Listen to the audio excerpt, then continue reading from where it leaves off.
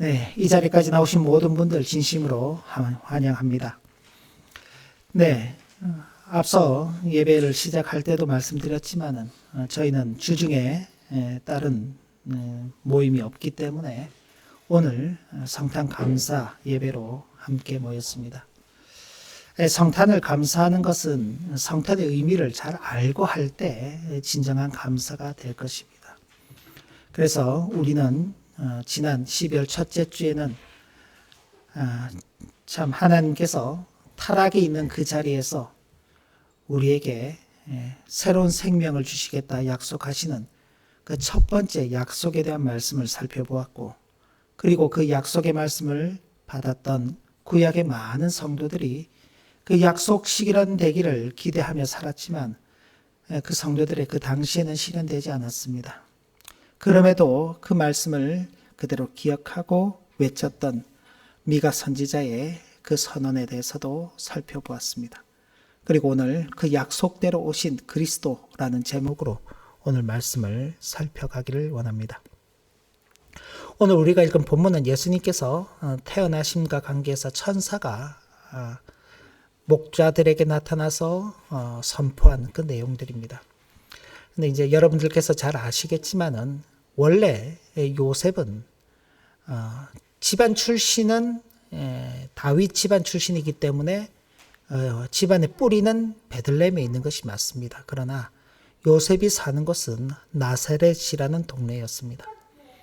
근데 그때 그 가이사 아구스도가 명령을 내리기를 모두 다 자기 고향으로 돌아가서 우리로 치면 이제 주민등록을 갱신하라, 그렇게 이제 호적하라는 명을 내리게 됩니다.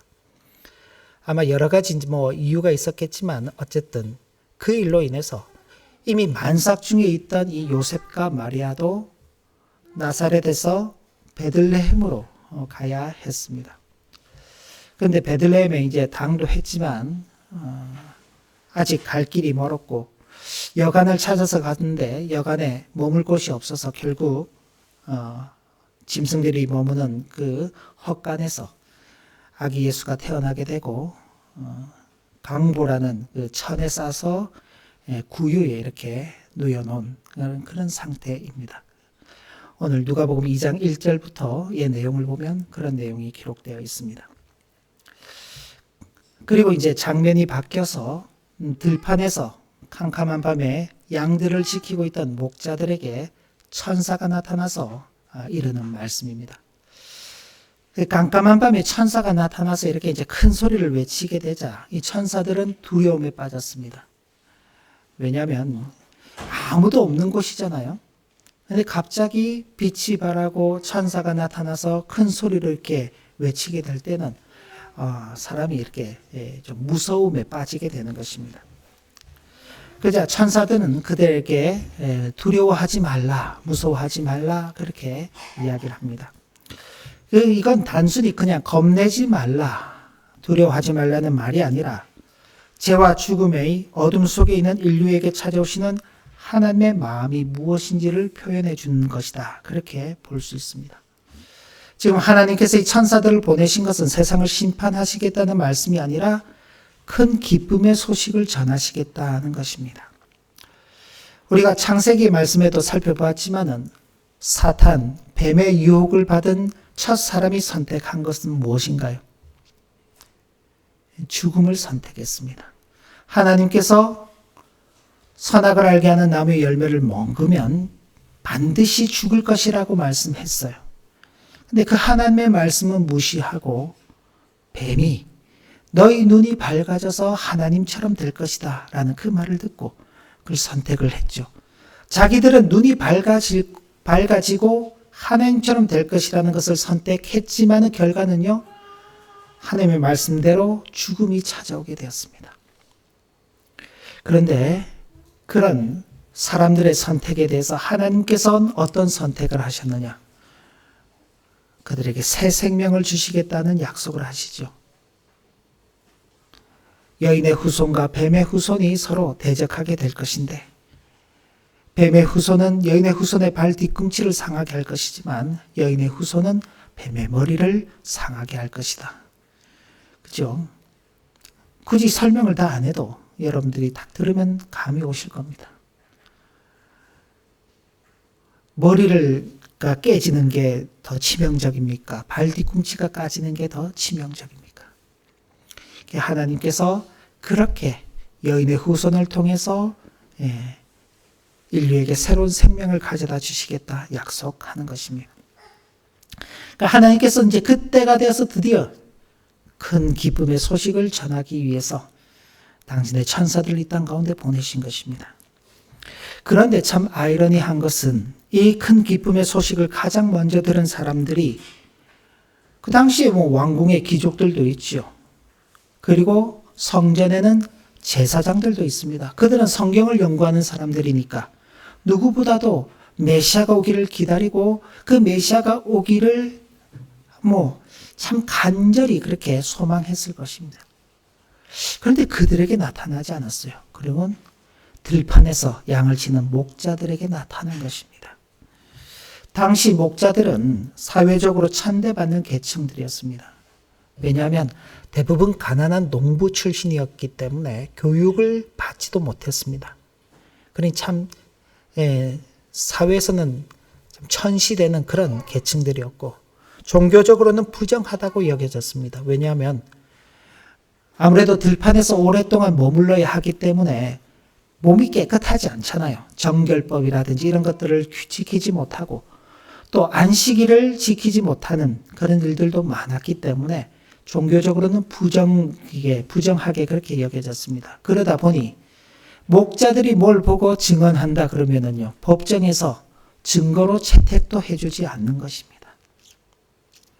그만큼 천하고 보잘것없고 낮은 그 목자들에게 하나님의 천사가 나타나서 큰 기쁨의 소식을 가장 먼저 전해준 것입니다. 목자들에게 가장 먼저 기쁜 소식이 전해진 것은 이 땅에 하나님의 은혜가 무엇을 위해 임하는 것인지를 보여주는 것입니다. 그래서 천사는 이 기쁜 소식이 온 백성에게 미칠 것이라고 선포한 것입니다. 그 온 백성은요, 우리를 포함하는 말이 되는 것입니다. 그 당시에 모든 인류들을 다 포함하는 이야기들입니다. 어떤 인류입니까? 자격이 없는 자들. 아담의 타락 이후로 모든 인류는 죄인으로 태어나기 때문에 그들에게는 죽음이 있을 뿐이지 생명이라는 것이 주어지지 않는 것입니다. 그런데 그들에게, 그 자격 없는 자들에게 하나님께서 친히 찾아오셔서 큰 기쁨의 소식을 전해주는 것입니다. 하나님의 그 사랑이 얼마나 크고 풍성한지를 보여주는 선언인 것이죠. 후에 예수님께서도 이렇게 말씀하십니다. 인자가 이 땅에 온 것은 의인을 부르러 온 것이 아니라 죄인을 부르러 왔다. 예수님이 자꾸 죄인들만 만나고 또 자기 몸을 파는 직업을 가진 그런 여인들과 만나서 같이 식사를 하고 그러니까 제사장들이 그냥 심통이 나가지고, 아니 하나님의 아들이라면서 그럼 우리를 만나줘야지, 우리는 만나주지도 않고 우리는 상대해주지도 않으면서 어떻게 저런 죄인들과 같이 밥을 먹고 같이 있을 수가 있냔 말이냐. 그런데 주님께서 나는 그래, 낮은 자들을 위해서 왔다. 낮은 자, 자격 없는 자들을 위해서 왔다. 건강한 사람들에게 의사가 무슨 필요가 있냐.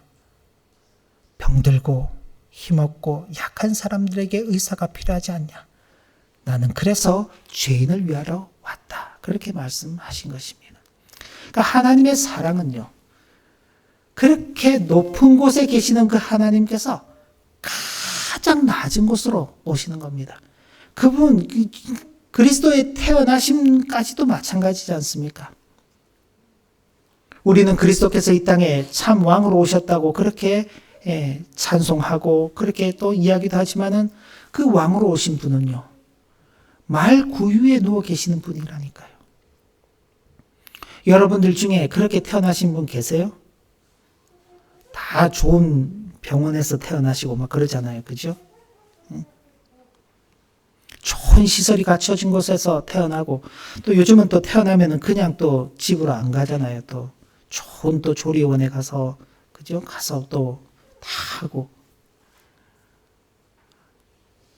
근데 주님께서는 그러지 않으셨습니다. 무엇 때문에? 자격 없는 우리에게 오시기 위해서. 그런데 천사가 전한 메시지를 보면 이렇게 되어 있습니다. 우리 11절 말씀을 같이 한번 다시 읽어볼까요? 교환에 있습니다. 오늘 다윗의 동네에 너희를 위하여 구주가 나셨으니 곧 그리스도 주시니라. 이 짧은 메시지 안에 우리가 믿는 복음의 모든 것이 들어 있습니다. 천사는 아기 예수님에 대해서 구주, 그리스도, 주라는 세 가지 칭호를 사용하고 있는 것입니다. 그냥 한 용어만 사용해도 되는데 굳이 세 가지 용어를 같이 사용하고 있는 것입니다. 구주란 구원자라는 뜻입니다. 근데 그 당시에 로마 황제나 영웅들에 대해서도 구세주라라는 그 명칭들이 사용되었습니다. 하지만 천사가 선포한 구주는 그런 정치적이거나 군사적 구원자가 아닌 것입니다. 로마 황제가 그 당시 로마 제국이 전 세계를 이렇게 평정해 나갈 때 내가 정복하러 간다 그렇게 말하지 않아요. 내가 그곳을 해방시키러 간다. 구원자로서 간다. 그렇게 말하는 것입니다. 저 무지한 그런 민족들, 그 민족들에게 로마의 문명과 로마의 발전된 그런 어떤 과학과 기술을 가지고 그들을 깨우치기 위해서 구원자로서 간다. 그렇게 가는 것입니다. 그런데 가면 어떻게 되나요? 철저하게 짓밟죠. 복족시키고 피비린내 나는 전쟁이 일어나는 것입니다. 세상의 영웅들, 세상이 말하는 구세주는 그런 모습을 가집니다. 그러나 예수 그리스도는 그런 분이 아닙니다. 죄와 죽음, 사탄의 권세에서 인류를 구원하시는 분이란 뜻에서 구주라는 칭호를 사용한 것입니다. 유일하고 참되신 구세주, 그분이 예수 그리스도시다. 그래서 구주라는 뜻을 사용한 것입니다. 그리고 그리스도라는 칭호를 사용했습니다. 그리스도는 히브리어로 메시아입니다. 메시아. 기름 부음을 받은 자. 창세기에 약속이 있었죠. 여인의 후손. 그리고 지난주에 우리가 살펴봤던 미가서의 예언, 이스라엘을 다스릴 자에 대한 그 예언의 그 말씀 속에서 그 약속이 수천 년 동안 이어지는 동안 그분을 가리키고 있었던 것입니다. 근데 그 약속을 받았던 사람들은 어떻게 됐나요? 떠나갑니다. 아담도 930세를 살았지만은 그 여인의 후손이 누군지 보지 못하고 세상을 떠나게 됩니다. 아브라함 역시 마찬가지입니다. 아브라함 역시 하나님의 약속을 받았지만 그도 세월이 되어서 하나님의 부르심 앞에서 이 세상을 떠나게 됩니다. 모세도 그랬고 다윗도 그랬고 이사야도 그랬고 미가도 그랬습니다. 그렇게 인생들은 다 떠나가지만은 또 많은 경우는 그 약속을 받아놓고도 다 잊어버리는 것입니다. 하나님께서 그런 약속을 하셨나? 모르겠는데 그러고는 그 약속을 잊어버리고 저마다 자기가 뭐 어떤 그 자기의 욕심에 따라서 그리스도를 만들어내기도 하고 그리스도가 되기도 하고 그렇게 하는 것입니다. 그러나 하나님께서는 약속을 잊지 않으셨습니다. 거듭 그 약속을 계속 확인시켜 주셨습니다. 아담에게 확인시켜 주시고 아브라함에게 확인시켜 주시고 다윗에게 확인시켜 주시고 이사야에게 확인시켜 주시고 미가에게도 확인시켜 주시고 뿐만 아니에요. 시편의 말씀들을 보더라도 거기에 메시아가 오실 것에 대한 예언들이 참으로 많이 있습니다. 그렇게 떠나버리고 잊어버리는 인생들에게 하나님의 약속은 변하지 않는다는 것을 거듭 확인시켜 주시다가 마침내 약속하신 왕을 이 땅에 보내주신 것입니다. 그는 그리스도이십니다. 메시아이시죠. 그리고 주라는 이 용어는 신약에서 하나님을 지칭하는 호칭으로 사용되었습니다. 따라서 예수님을 주라 부른 것은 그분의 신성을 인정하고 단순히 인간 왕이 아니라 우주적 주권자임을 선포하는 것입니다. 이후에 목자들이 천사들의 그 예언을 듣고 그래 정말 그렇단 말이야? 그럼 우리가 가서 봐야지. 그러고는 베들레헴으로 가서 아기 예수께서 그 어머니와 함께 있는 그 모습을 목격하게 됩니다. 그들의 눈에는 어떤 아기가 보였을까요?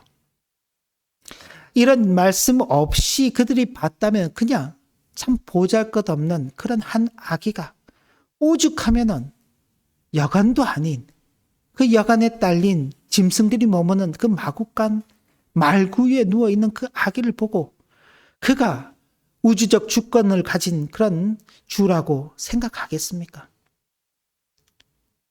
초라하고 보잘것없는 한 아기에 불과할 뿐이죠. 그러나 그들이 가서 본 그 아기는 그냥 아기가 아닌 것입니다. 실제로는 온 우주의 주인이신 하나님이시다라는 그 고백을 천사가 여기 담아서 선언한 것입니다. 약속대로 오신 예수님은 구원자이자 메시아이자 주권자로서 인류를 위한 하나님의 약속을 성취하셨습니다. 창세기 3장 15절 말씀을 다시 한번 보면 내가 너로, 여기 너는 사탄, 뱀입니다. 내가 너로 여자와 원수가 되게 하고 내 후손, 뱀의 후손도 여자의 후손과 원수가 되게 하리니 여자의 후손은 내 머리를 상하게 할 것이요 너는 그의 발꿈치를 상하게 할 것이니라. 하나님께서 그렇게 말씀하셨을 때 그게 무엇인지는 몰랐죠. 아마 아담이 들었지만 그게 무슨 말씀인지 몰랐을 것입니다. 아담으로부터 전해 들은 그 말씀을 아브라함도 들었겠지요. 도대체 그 여인의 후손이 누구일까? 그분이 도대체 어떤 일을 행하실까? 아브라함을 통해서 전해 들은 그 이야기가 모세에게로 전해지고 다윗에게로, 이사야에게로, 미가에게로 전해질 때 그들이 무엇인지 몰랐을 것입니다. 그러나 하나님께서 때가 되어서 정말 한 여인에게 한 아기가 태어나게 하시는데 그 아들을 통해서 하나님의 약속의 말씀이 성취되는 것입니다. 그래서 천사는 오늘 다윗의 동네에 너희를 위하여 구주가 나셨다라고 선언한 것입니다. 특히 여기 너희라고 그렇게 했습니다. 예수님께서는 막연히 인류를 위해서 오셨다 그렇게 말하지 않습니다. 너라는 것입니다. 구체적인 이름을 가진 너입니다. 다르게 표현하면은 나라는 사람을 위해 오신 것입니다. 예수님은 여러분 각자 한 사람 한 사람을 위해서 오신 것입니다. 그냥 뭉뚱그려서 우리라고 표현하기보다는 나 한 사람을 위해서 오신 것입니다. 나 한 사람이 아니라면 예수님께서 그렇게 오실 이유가 없었다라고 말할 정도로 첫사람의 타락으로 모든 인류가 죄와 죽음의 지배를 받게 되었으나 예수님은 그 죄와 죽음에서 나라는 사람을 구원하시기 위하여 구주요 그리스도요 주로 오신 것입니다. 만약 주님께서 오시지 않았다면요, 나는 아직도 죄와 그 죽음 아래에서 굴복당하고 영원히 헤어날 수 없는 비참한 상태에 처해 있었을 것입니다. 그러나 주님께서 오심으로 말미암아, 나를 위해서 오심으로 말미암아 그 죄와 죽음의 그 비참함에서 우리는 해방될 것입니다. 천사의 말을 들은 목자들은 이제 베들레헴으로 가서 주께서 우리에게 알리신 바 이 이루어진 일을 보자 하고 빨리 달려갔다고 누가복음 2장 15절에 보면 그렇게 기록되어 있습니다. 그리고 그들은 아기 예수님을 만났습니다. 천사의 그런 말씀이 없었다면 그저 한 아기, 비천한 아기의 탄생이었겠죠. 그러나 그들은 그것을 보고 하나님께 영광을 돌리며 돌아갔습니다. 우리 역시 우리를 위해 구원의 약속을 이루신 예수님께로 달려가야 할 것입니다. 분명히 성탄은 나를 위해서, 우리를 위해서 예수님께서 이 땅으로 오신 것을 기념하는 날입니다. 그래서 우리에게 오신 예수에 많이 집중하기 쉽지만, 그러나 이제는 내가 그 예수에게로 달려가야 하는 것입니다. 나는 과연 그 예수에게로 달려가고 있는가? 예수에게서 점점 멀어지는 것은 아닌가? 내 삶의 방식이라든지 내가 꿈꾸는 것이라든지 그 모든 것들이 다 예수에게로 점점 다가가고 있는 것인지 아니면 예수에게서 점점점 멀어지고 있는 것인지. 만약 멀어지고 있다면요, 우리를 위해서 이 땅에 오신 그 예수님을 기억하고 기념하는 이 시기에 다시금 이제는 우리가 예수에게로 달려가야 되겠다. 그리고 나를 위해 이 땅에 오신 예수 그리스도를 나의 구원자, 나의 메시아, 나의 주로 영접해야 할 것입니다. 그렇지 않고 성탄을 예를 이제 저 같은 경우는 이제 54시니까 54번째 성탄을 맞이하는 거 아니에요. 앞으로 몇 년을 더 맞이할지 모르지만은 이런 것 없이 성탄을 100번을 맞이한다고 해서 그게 무슨 의미가 있겠습니까? 단 한 번의 성탄을 맞이한다 하더라도 그 성탄을 통해서 예수 그리스도에게로 달려가고 그 예수 그리스도를 나의 구주, 나의 그리스도, 나의 주로 영접한다면은 그것이야말로 진정한 성탄에 참여하는 자가 아니겠습니까? 약속하신 대로 우리를 위해 육체로 이 땅에 오신 예수님을 바로 알아들이고 바로 모시는 우리가 되어야 하겠습니다. 그런데 하나님의 약속은 여기서 끝나지 않습니다. 이 땅에 육체로 오신 그 주님께서 공생의 기간을 보내시고 우리를 위해서 십자가의 고난 받으시고 장사되신 지 사흘 만에 다시 살아나셔서 이 땅에 잠시 머무시다가 다시 오신 그 하늘로 올라가시면서 이렇게 말씀하셨습니다. 나중에 다시 돌아오실 것이다. 그때는요, 죄에 대해서 심판하시는 분으로 오실 것이다. 그 약속이 있은 지로 지금 2000년 세월이 지났습니다. 그 약속의 말씀을 그 당시에 직접 받았던 제자들 떠나갔습니다. 그 제자들을 통해서 전해 들었던 초대교회 성도들도 다 떠나갔습니다. 수많은 세대를 흘러오면서 많은 사람들이 떠나가고 주님께서 아직도 안 오셨으니 오시겠어? 그 약속을 잊어버리는 사람들도 있을 것입니다. 그러나 처음 그 약속을 이루신 그 하나님께서는 이제 다시 오시겠다는 그 약속까지도 분명히 이루실 것입니다. 장차 약속대로 우리를 위해 다시 오실 예수님에 대해서도 바로 알아야 할 것입니다. 그리고 그 예수께서 오실 것을 우리는 또 바로 전하는 자들로서 살아가는 것이 진정한 성탄을 맞이하는 성도의 자세일 것입니다. 우리를 위해서 이 땅에 오신 주님으로 인하여서 기뻐하고 그 주님으로 인하여서 또 소망을 가지고 그 주님을 전하는 저와 여러분들의 복된 일생이 되시기를 진심으로 기원합니다.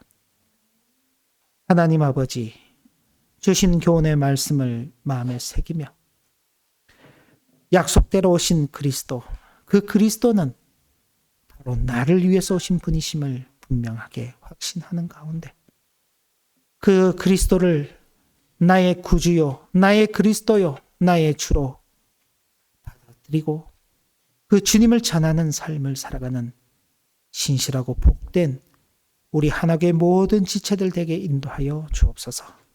예수님의 이름으로 기도 올리옵나이다. 아멘.